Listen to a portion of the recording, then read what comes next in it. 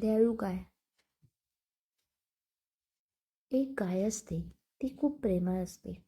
एकदा ती रस्त्याने जात असते. तेव्हा ती बघते, एक बाई काम करत असते. बाजूला तिचा मुलगा जो लहान असतो तो रडत असतो. त्याला भूक लागलेली असते. पण ती बाई रस्त्यावर काही वस्तू विकत असते. गिऱ्हाईक असल्याने तिला त्याला घेता पण येत नसते. तिच्याकडे इतके पैसे पण नसतात की विकतचे दूध त्याला आणून देण्याइतके.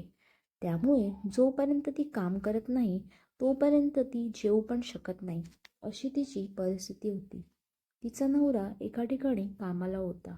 तो संध्याकाळी येत तोपर्यंत ती बाई रस्त्यावर विक्री करत. दुपारी वडापाव खाऊन ती राहत. रात्री गेल्यावर ती जेवण करत असे. दररोज काय त्या बाईला आणि त्या रडणाऱ्या मुलाला पाहत. एकदा तो मुलगा नेहमीप्रमाणे रडत असतो. तेव्हा तो पाहतो समोर त्या मुलाच्याच वयाचा मुलगा असतो. तो बाटलीत दूध पित असतो. त्याला बघून तो मुलगा आईकडे हात करून ते दूध मागतो. पण आईकडे इतके पैसे नसतात की ती आपल्या मुलाला दुधाचा उकळा लागेल. तेव्हा आई दुर्लक्ष करते. तेव्हा गाय हा सर्व प्रकार बघत असते. ती त्या मुलाच्या आईजवळ येते आणि दूध देऊ लागते.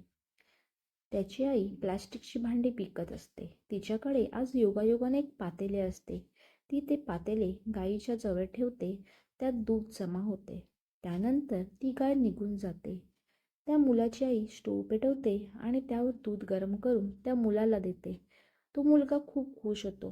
त्यानंतर ती गाय नेहमी येऊन दूध देऊ लागली. त्यामुळे त्या गरीब मुलाला नेहमी दूध मिळू लागले. तात्पर्य: प्राण्यांमध्ये पण दयाळूपणा असतो. थँक्यू.